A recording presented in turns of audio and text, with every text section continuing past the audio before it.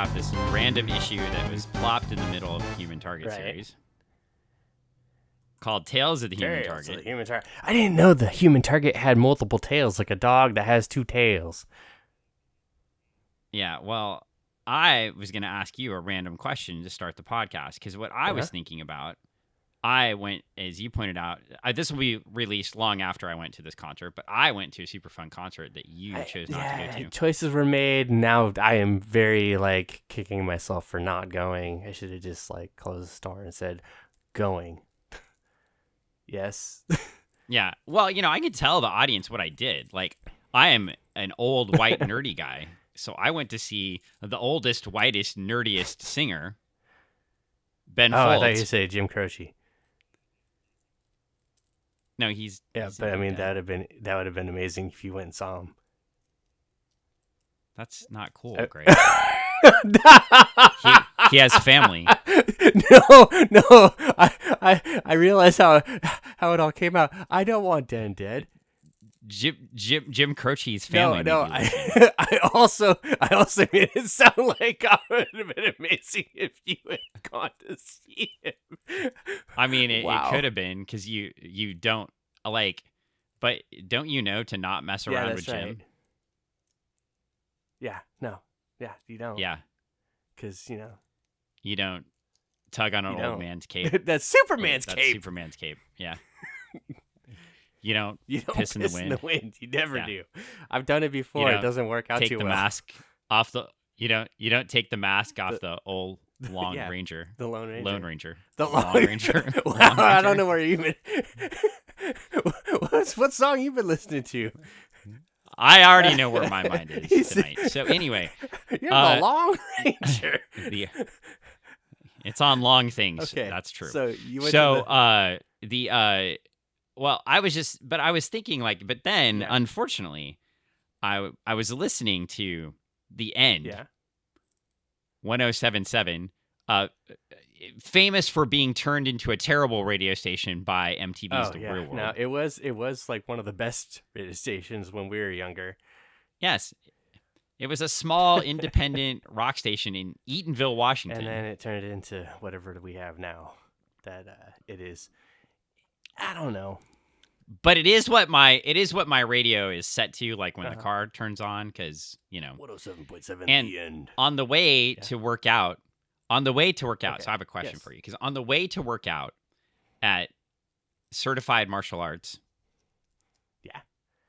on 27th and 27th and Bridgeport, in University Place / Tacoma, Washington, home of jiu-jitsu lawyer Paul Boudreau, who very recently at the North American Grappling Association tournament in Salem, Oregon, won 2 golds and 2 silvers. And was very angry about his silvers. Angry about the silvers? Was very frustrated. Because he only won. He didn't get the golds? Well... Yeah, he wanted all. I hear he's got an opportunity. As one does.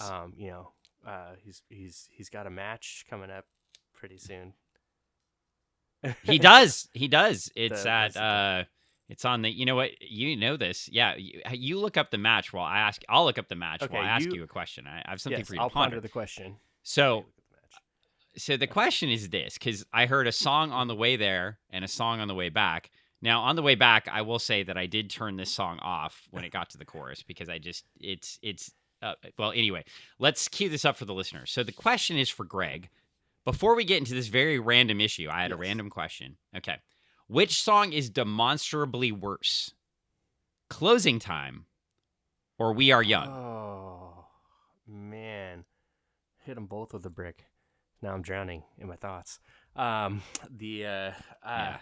drowning slowly. I instantly, as someone who's worked a ton of retail jobs and food service jobs, in order to get people out of a store or a place, we would often play Closing Time. So that resonates with me as probably one of the worst, just because it's there and you always hear it. And then on the receiving end of it, as you're in a place and people play it, you're like, oh gosh, you're getting Closing Time. But then at the same time, on the other hand, We Were Young. The song, it it sounds so inviting and enticing and great. And then you listen to it. Yeah. And then it's horrible. Like the chorus comes and it falls off a fucking cliff. And then you're like, man, it's almost closing time. I should change the channel. Oh, God. I did. I mean, I just turned. I didn't even change the channel. I just turned the radio off. I was like, "This is to the sweet sound." No, that's turn the radio up. Off. I made a sweet sound. But yeah. I would like to point out though too that before the podcast. No, this was during the podcast. I'm so confused. First, you invoke poor, dearly departed Jim Croce. Yeah. Yeah. And now you invoke dearly departed Eric Carmen. Now, what is wrong with you today? I'm feeling like you're cutting jokes off of recently deceased singers. Like I'm supposed to be the classless one in this outfit. I'm not hitting anybody that's recently passed in the last 24 hours because that honestly, if people timestamped the day that we're recording this is one of the most wildest 48 hours, 24 to 48 hours of celebrity and just any, it's too wild. So many. It's supposed to be 3, not 7 or 8. It's too many. This is yeah. It's a wild day. If here, we can give them a hint on what day this is that we're recording this. It is Jimmy Carter's 100th birthday. My grandma. That's all I'm going to say. And that's all I'm going to comment on. And my grandma said, 100, and I'm only almost 93. Well, Jiu-Jitsu lawyer Paul will be having a Jiu-Jitsu match against Ali Hamdani. Yeah. This is, I hope I got the name right now, because now the thing that scares me about this jiu-jitsu match is that Mr. Hamdani is fighting in the main event of another card in a couple days from the recording of this podcast in an MMA match. But this is a jiu-jitsu match. Now, we don't want Jiu-Jitsu lawyer Paul to get hit in the head ever, right? So it'd be a bad idea for him to fight in a match like that. I believe he told me once, Jiu-Jitsu lawyer Paul, that said, now if the fight was for over 6 figures, that he would do it. Jeez. But anyway, so that's where we're at. But he will be in a match on November 16th, 2024 at Angel of the Winds. Yes. Casino. And if you're from the Northwest, you get that? Angel of the Winds. Angel of the Winds. Angel of the Winds. I hate their commercials, by the way. Angels of the Winds. Angel of the Winds. It's so terrible. Angel of the Winds. It's a very nice casino. Yeah. So, I've never been there. The casino with the worst commercial. I've never been there. I've driven past it many a time. Is it in Arlington? Up past Everett as you're going on the way. Oh, well, this is perfect. At Angel of the Winds Casino in Arlington. Hang on. Angel of the Winds. You could win I don't know if this podcast will be out before this, so it may be, but you could get entries every day to win a truck or RV. So it really is in Arlington. Yeah. All right. South Sound lives on. Boom. Bam. All right. It's a run-ass ugly RV, too. What is this thing they're giving away? It's the one from Stripes. Angel of the Winds. Well, anyway, I guess we should re-say the date. It was on November 16th. So if you want to go out and see Jiu-Jitsu lawyer Paul. Get it on. Or, whatever. Yeah. He also, in his poster, he looks very he looks like he doesn't care at all about what's about to happen. He's like, whatever. Yeah. Bring it. He's just like, whatever. I've got a match. I believe his answer to this was, does it pay? And the answer was yes. And he said, fine. Put me on the card. I'll do that. So, yep, just grappling though. No No hitting the face. I'll submit to the card. He'll submit to me. Yeah? Paul will submit to you. Wait. No. Paul will to submit you? to Paul. No. Wow. Paul will submit to the card, and then you put on a Mega Man costume, and you think you're amazing.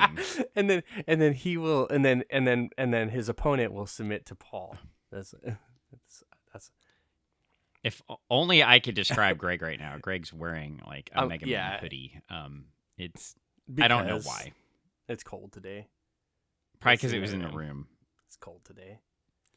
Well, anyway, I don't know. Should we get this started just, here? 20 minutes later, sure. Oh, okay, that's fine. Well, you know what? As long as we're talking about other things, then that's fine. Hey, I was on a podcast.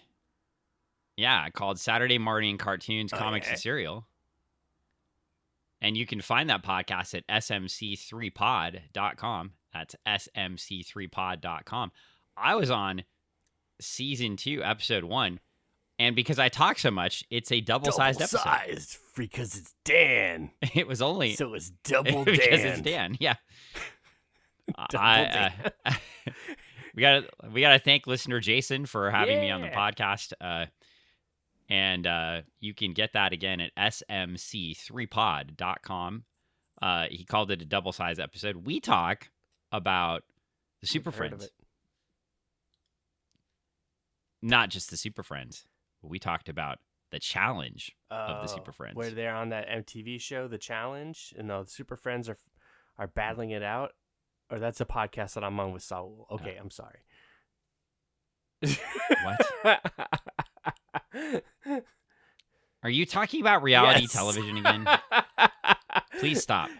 You brought up the real world, and the challenge brings people from the real world show into the... I brought up the real world from a point of hatred. And I brought it up from a point of love. Oh my God. Well, we were talking about Jason's podcast, not... Well, you can talk about your podcast about stupid reality TV. I was goofing. Nobody that listens to this podcast wants to listen to that podcast. They want to go check out Saturday Morning Cartoons, comics, and cereal. That's why it's SMC3, like C cubed, because it's cartoons, comics, and cereal. So what was, I was going to ask what your cereal was, but I don't want to know. I'm going to listen to the episode so I can find out. Yeah. Why would I give away all the stuff on the episode? Don't give away the secrets in the sauce. No, you don't. That's how you get people to listen. We're done. You got to go listen to you got to go to Jason's podcast and check it out. No, you got to do both. You got to keep, you're not going to go, you're telling... You're trying to get rid of our two listeners. I'm not saying I'm saying go. Do it after the show. Go after our. Listen to both shows. Download them both and listen to them at the same time. Yeah, and then listen to another podcast called with Greg and Soul called The Challenge. It's called. Is that what it's called? Called The Spy Shack. The Spy Shack. Spy Shack. What do spies have to do with terrible television shows? It's a whole entire reference to Survivor, where a guy had made a shack that he would spy on the rest of the survivors. It's many seasons back when he made the Spy Shack. Come on down to the Spy Shack. Okay, exactly. I have no idea what you're talking about. You ask a question, you get an answer. You don't know. It's okay. You know what? I just finished the 7th season of The Flash. I'm proud. And there was a Flash. Actually, I liked the last half of the 7th season because the first half was terrible with all the forces, but the second half had impulse and excess. So it was good. Yes. But on The Flash, spoiler, excess and impulse are Barry and Iris's kids, not their grandkids. Which I get, maybe it was confusing to add a layer. But then, in the last episode, they said they might be changing the future. So maybe that means that Barry and Iris will have the Tornado Twins, Dawn and Dawn Allen, Dawn Dawn and Dawn Don. Yeah. Yeah. And do you know why I know so much about the Tornado Twins? Do you know so much about the Tornado Twins? Well, because they first appeared in a Legion of Superheroes story. Get out of town. Get out of here. Because Iris spent some time in the 30th century, and she was pregnant, and she had kids. She had the twins. In the 30th century? Yeah. Well, I guess technically it'd be the 31st century 31st century. Babies! Okay. Well, anyway, not to distract us anymore. I don't know why I'm so distracted today. I do like the Human Target series. I will say this issue was my least favorite. What are you talking about? This is such a good one because it's like a it's like one of those paperback novels that you get at a drugstore with all these vignette stories that you're like, I want more of that, but they only give you a little bit of it, and you're like, gosh darn it, I wish I had more. I believe we call those an anthology. Oh my God. You're correct, sir. You're correct. I believe you've written for anthologies before. I believe in one story you implied that I would murder you. I maybe. I'm just saying. Or Mike. I believe so. Maybe. It could have been about Mike. No. He seems like the guy to get really angry and murder someone. A bunch of people. No. You know, well, anyway, moving away from the stories that might not be about me, were certainly not about me. But when I read it, got the strange feeling that there was a twinge of Dan in the story. I don't know. I mean, where people were murdering people. I'm not sure. I mean, this is what happens when Greg's in an anthology. Sometimes I write things about people.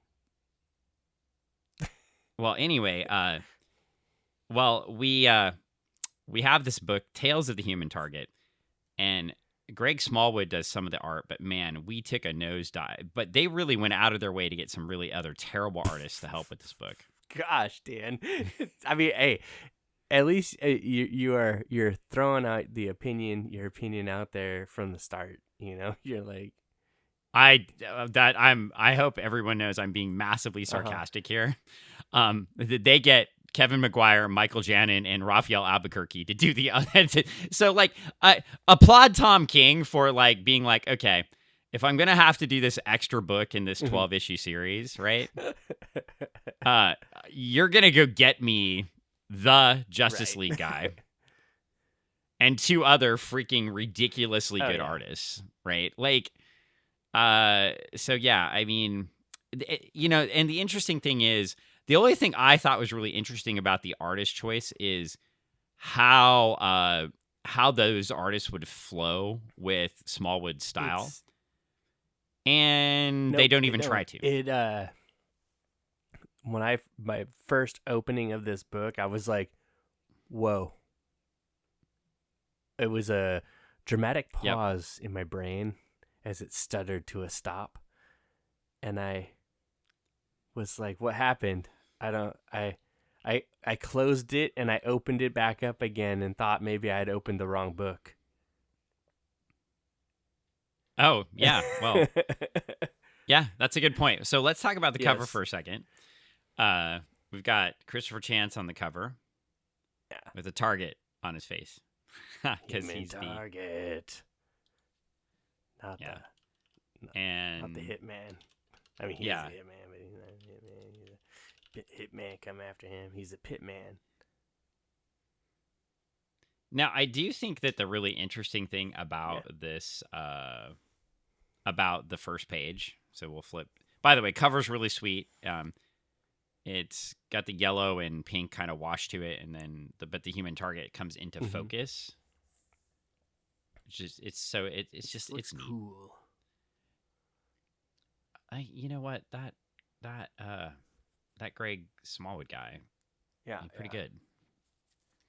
Now, if only all people named Greg could be good at comics. There's that Greg Smith. He's horrible. He's not so great. I mean, that's what I heard. You know, Yeah. Yeah. I mean, but if only you could get artists as cool as Wow. I'm pretty sure if the artists that I work with heard this podcast, they'd be very upset because they think they're pretty good. First off, I paused halfway through the sentence because I would never take a shot at Brett ever. Ever. Like Brett's beyond reproach. I would not take a shot at his art ever because it's always fantastic. The second, so I'll take shots at you and Travis, but I can't ever take a shot at Brett. Like it's impossible. He's so nice too. It's like beating up an art puppy dog, right? Like it's like, no. So I'm certainly not going to do that. The second thing I will say, you do have an artist as good as Greg Smallwood, so there we go. Sorry. I'm sorry. I think that Brett's art is on the level. So just all prefer what style, but I mean they do kind of a similar style, actually. But anyway, we flip to the first page. And it is. I was like, I got that. Boom. What is going on? I mean, it's got to be a flashback, right? Guy Gardner was just murdered. Then you got Guy Gardner, and I'm like, wait a minute, what? And he's looking bemused, drinking a beer, presumably. And he says, "I think it's stupid, but you know me, whatever you want." Any idea what that's all about? I don't know. Okay. I was like, but as long as yeah. And then you get this like next page of art, and it's like, what is going on? Because and by the way, it looks like Greg Smallwood did the cover. Now we get to play Guess the Artist. The artist. It's really good art, but it's like, I know it's not the right style that I'm used to. But it makes sense. Is this Janin or? Well, it's not. We know who it's not. So we know it's not Smallwood, and we know it's not Kevin McGuire. So is it Albuquerque or Janin? I don't know. I'm sure we'll find out at some point.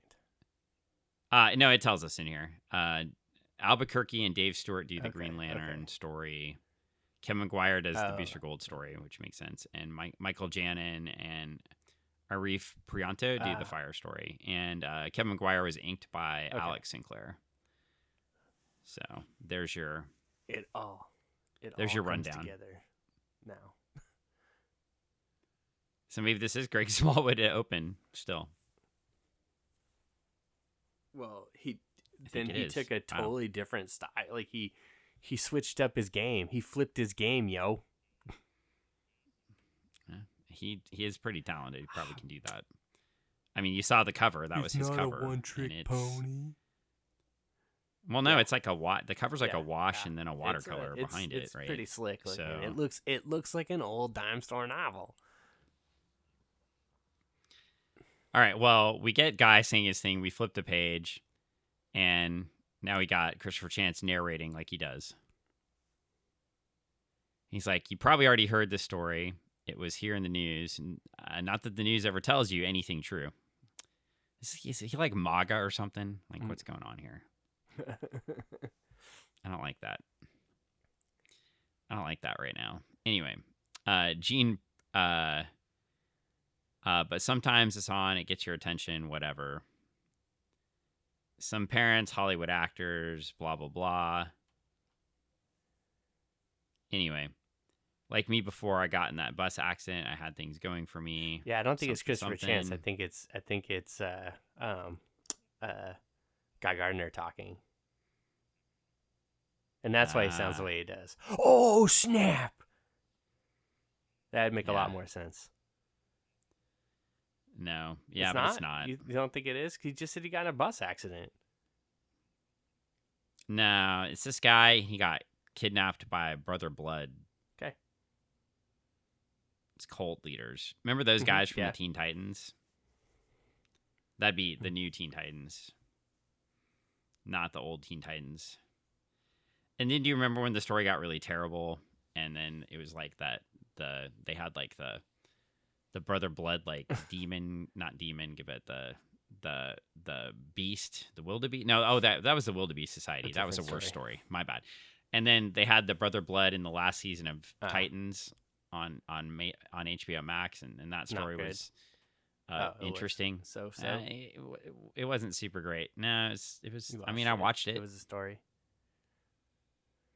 I watched it before I watched the end of The Flash. Okay. So I mean, it's that. I mean, it's not. It you know, things happened. Well, we flip the page and things jump up because we've got Booster Gold. And he's like, first, you're talking to the right guy. I applied your decision to come to me. Very smart, very perceptive. That's who you are, and I appreciate it. Second, I have no secrets. I got to read it all, don't I? I have no secrets. You ask me a question, you get an answer. I'm an honest guy, a truthful guy. Like, oh, I don't know, picking an analogy out of the air. Could be like anything. Let's say like Superman. I'm just like Superman. Third, I don't remember my third. Probably it was more about Superman and what else we have in common, which is a lot. Fourth, I don't remember fourth either. Let's skip fourth. Fifth, maybe we should just get started with the story, right? Yeah, it's what Superman would do, and me, what I would do. So me and Superman would do it the same as Superman. That is, you get it. And Skeets is in the background just going, sigh, like a 1960s Silver Age book. Yeah. So we're getting the story started. So we've got some Brother Blood stuff. We had a Booster cameo. And now we get to Don Salinger, famous writer. And they go up and somebody's trying to kill him. Shoots him. And then we turn the page. And that's where we got the credits. And there's fire.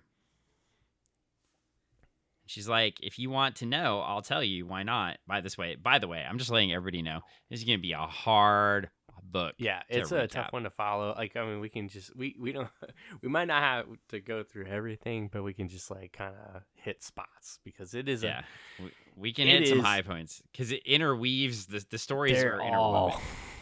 It's like a basket.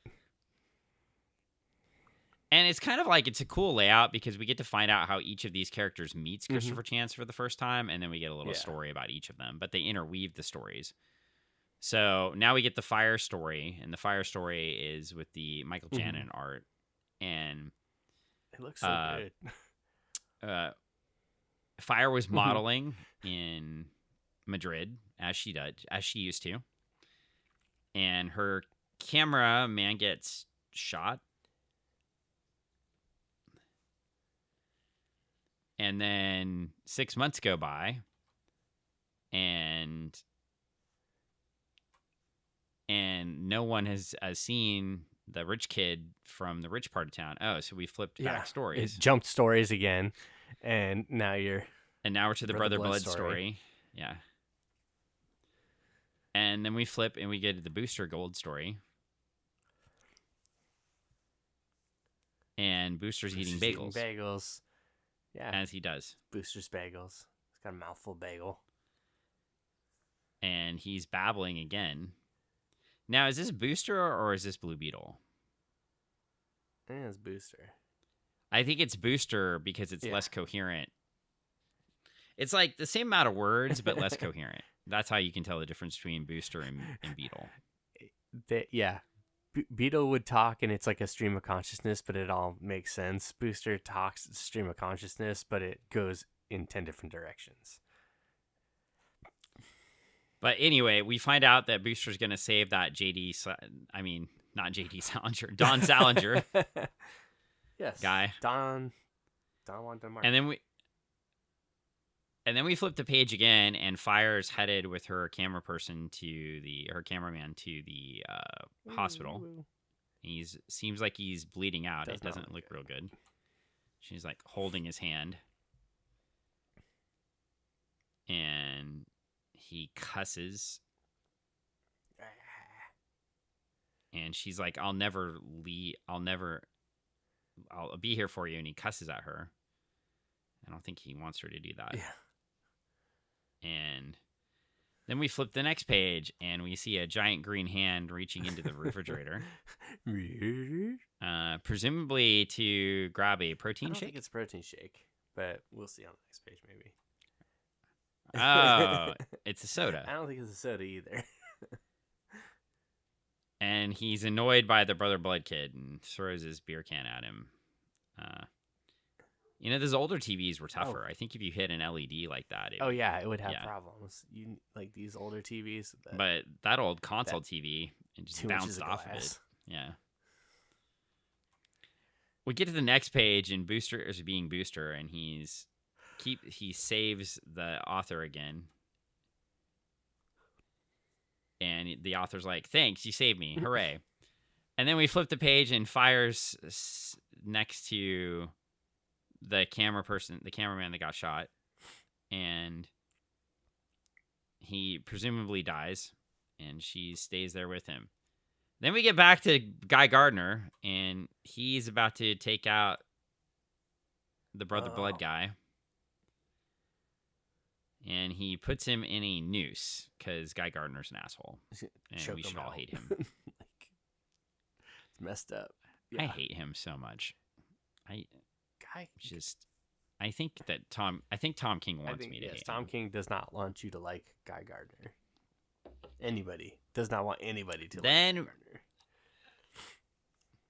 Then we get back to Booster for 3 pages, and he's now at Don Saliger's house guarding him. He's his bodyguard, man. Yeah, he's going to make sure he's okay. And then we get back to Fire, and they're taking the body away. She doesn't know what happened. Well, she knows what happened, but she's sad. And then we get back to Guy Gardner, and he's like, this has worked so well for him in the past, by the way. He takes the ring off, and he gets in a fist fight with Brother Blood guy. And then we turn the page back to Booster Gold, and we find out that the author's gone in the car to try to start it, and Booster prevented that from happening. I guess the car was supposed to blow up. Booster, he's doing all the right stuff, man. This is good stuff. Yeah, the bad thing is he's actually being competent for once. It's it's the whole weird thing. What is it, him or is it Skeets? Do you think Skeets is actually doing all the work? Well, Skeets does most of the work in general, but it's possible. Yeah. Well, anyway, now we get to Fire, and she's sitting there contemplating her life. And she sat in the morgue for 3 days. That's dedication, I guess. She's eating a sandwich inside the morgue. Yeah. Well, the mortuary guys have to eat, don't they? Like, what do you think Paul Bear ate? What? Everything. Okay, yeah. Didn't he lose weight? Like, he lost some weight at one point, I think. For those that don't know the reference, he was a particularly rotund man that prided himself in eating. So I'm not taking shots here. This is the way Mr. Percy Pringle was. Yeah. That's his other name, by the way. Percy Pringle. Before he was Paul Bearer, he was Paul Bearer. Get it? Paul Bearer. Yeah, he was Percy Pringle. Yeah. 2 good names. Yeah. Yeah, those are fantastic names. Anyway, it looks like Fire's going to stay with his body no matter what happens. Then we get to Gardner, and it looks like the Brother Blood guy is hitting him back. But he's like, the Brother Blood guy's like, you want to fight? He's like, am I happy? He's getting there. And then... Dang. And then he starts beating him up. And Guy Gardner's like, do you know that what I could do to you with this? No more of that fake shit, your name. He said, I'm Brother's Blood. I have no.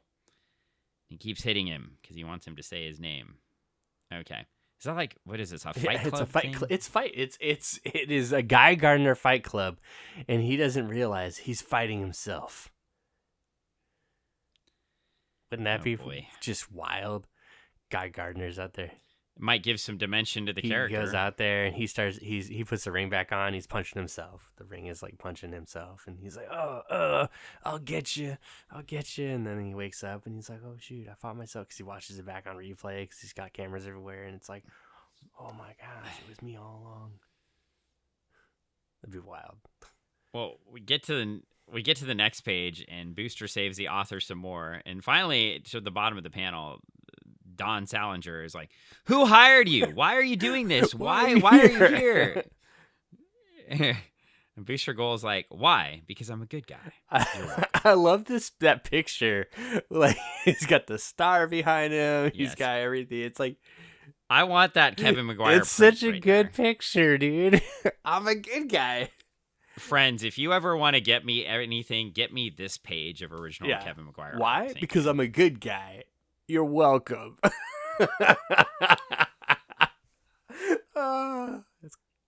Then we get back to Fire, and she's standing in the graveyard. And a hand comes out of the ground. She's like, what? They're not good. Okay.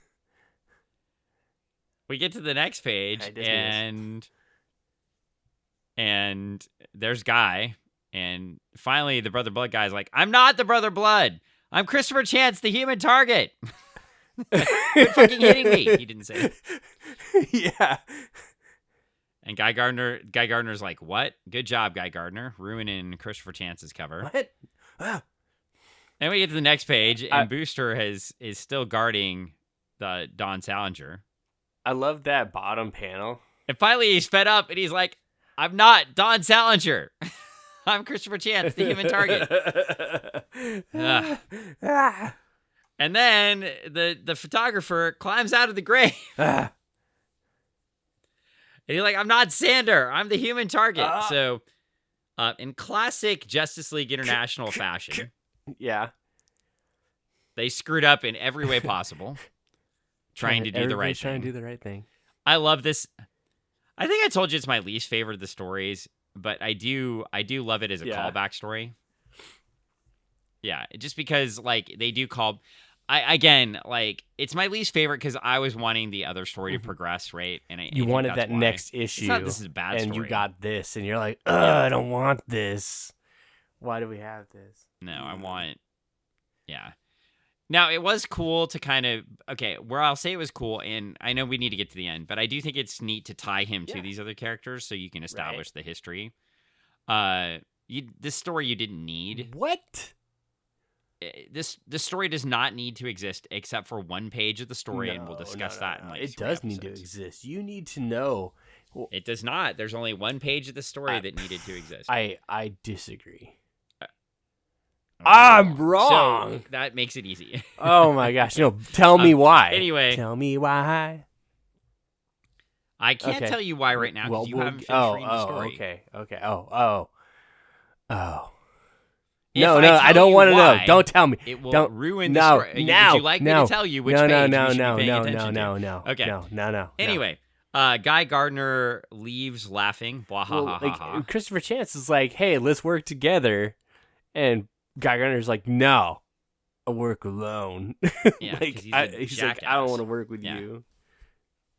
You're fake. He works alone because he wants to be by himself. He's like, you're the worst kind. Yeah. Phony. He is Guy Gardner. No. Well, I mean, it is the ironic thing is he's telling Christopher Chance he's a phony and a fake and the worst kind of guy, and he's the worst kind of guy because he's the phony and a fake. Yeah, and then we get to the next page, and we've got a Booster. Booster actually works with Christopher Chance. He lets him get shot. The author Salinger wanted to go off and have a life of his own. The J.D. Salinger reference, I think you get a J.D. Salinger reference. Also, like, why am I blanking? Who's the guy that wrote the Satanic Verses? J.D. Salinger? No. Oh. No. The Satanic Verses? Like the actual, like the Book of the Devil? The Book of the Devil? The book. Oh. No. How do you... I can't even talk to you right now. Like, how do you not know this? What, that he faked his own death and went off to go live in the woods? No. Okay, I'm just changing. No, What? I'm not. No, just. What? Oh What? my god. Okay. Why don't So we're you flipping don't want to page. finish your thing? Like, yeah, I don't, because I asked you who an author was because I'm drawing a blank, and you're like talking about something completely different. I don't know what you're talking about right now. I'm sorry. You know, Solomon Rushdie. Oh, Solomon. Yeah. Salman Rushdie. Not Solomon. Solomon. I got to say it right. Otherwise, it becomes Solomon Grundy Rushdie. So Solomon Grundy wanted to go live alone. Oh God. Okay. Next page. So then we get to Fire, and she's just having a conversation with Christopher Chance, and she's like apologizing, and we find out they became friends, and then we get back to the story. So like, there's Ice. Hold up, Ice is here. That's nice. It's Ice, or is it? Is it nice? Is it nice? I don't know. She has a friendly, an angry face, a semi like shrewd face, a happy face, or a drinking face, and a happy face. I look like I'm gonna call for the manager face.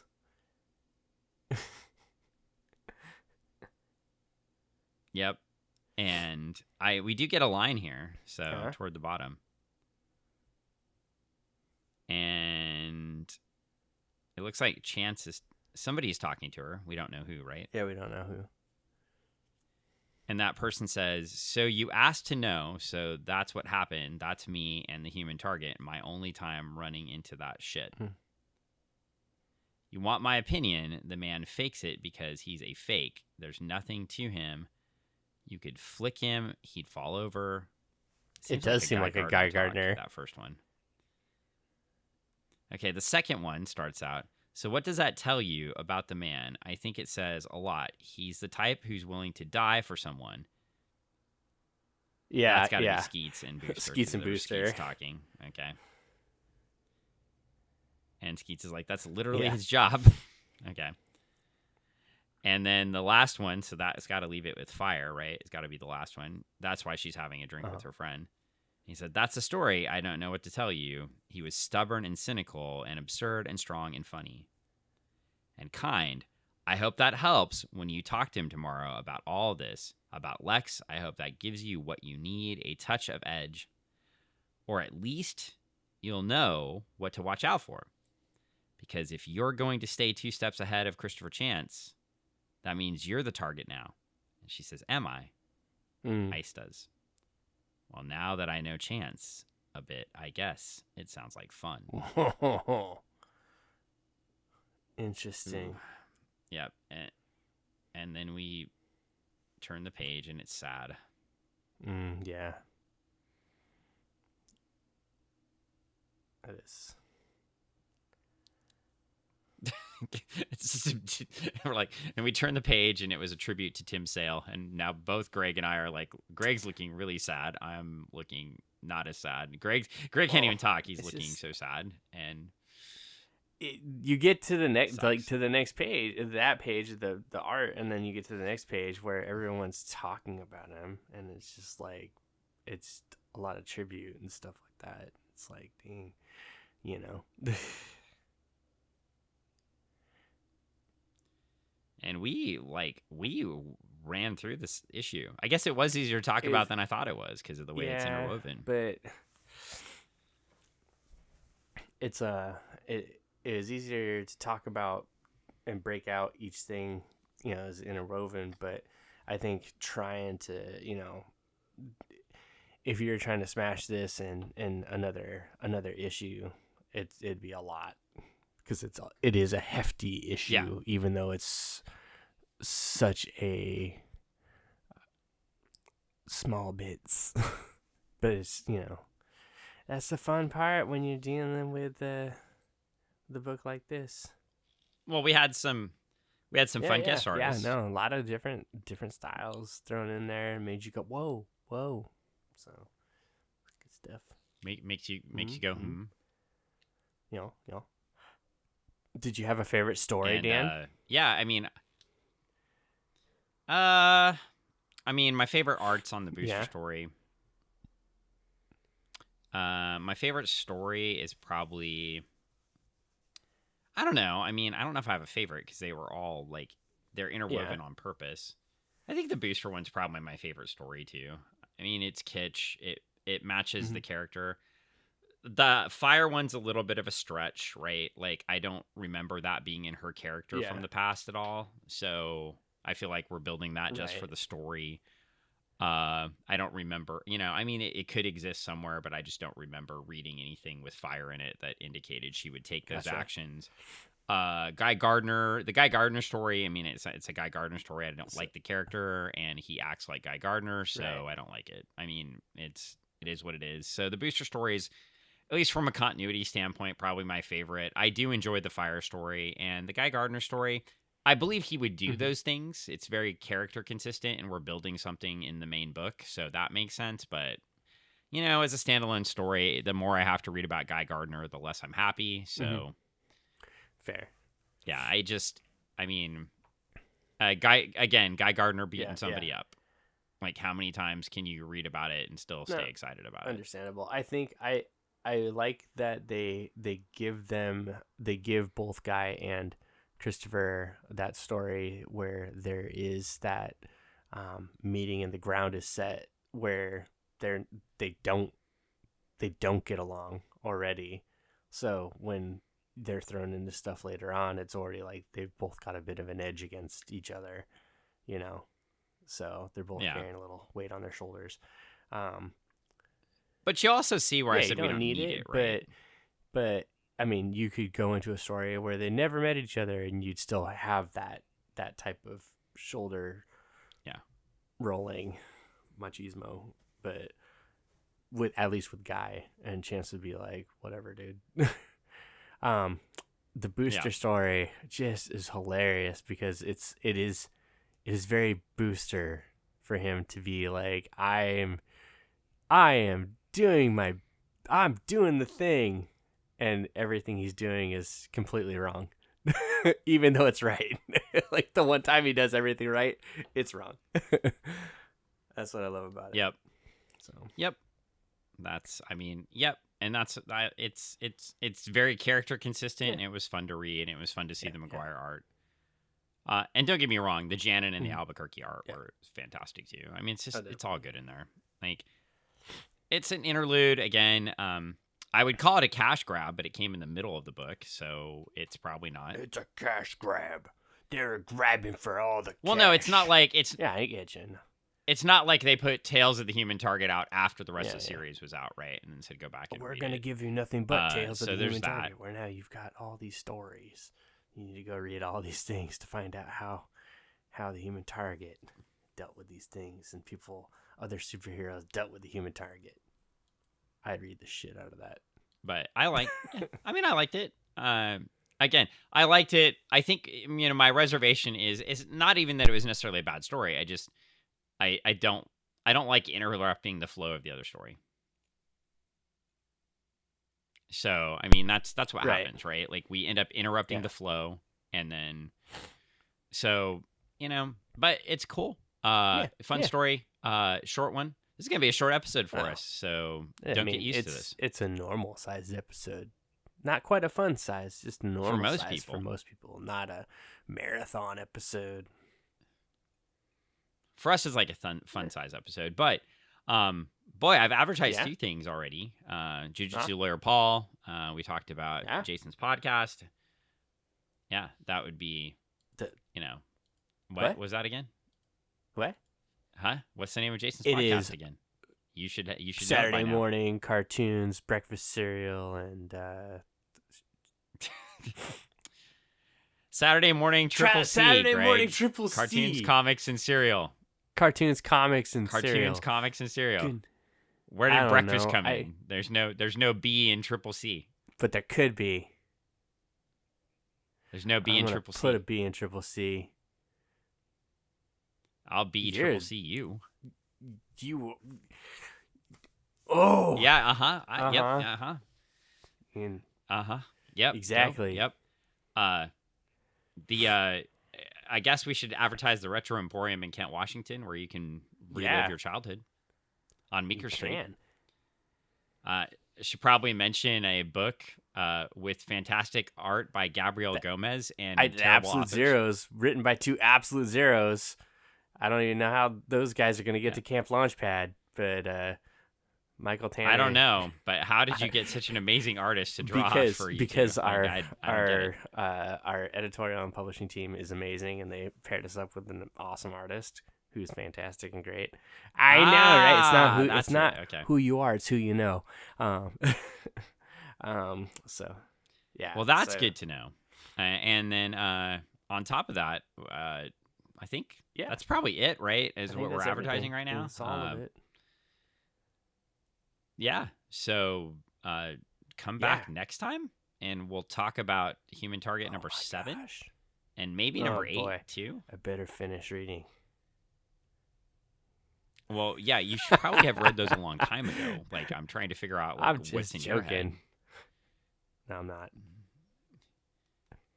I know you're not joking, because you don't know which page was important in the book. Because if you had read it, you would have gone, oh! Well, yeah. Well, but you don't know it when you read it the first time through, because I missed it. And then you had to reread a thing, and then you're like, oh. Yeah, I was like, oh, that's why. Oh, it's right there. Oh, they told me. They told me this. They shared it with me. Oh, they gave it away. Yeah. But I didn't see it. It makes sense. He didn't see it, folks, until it was too late. I didn't see it.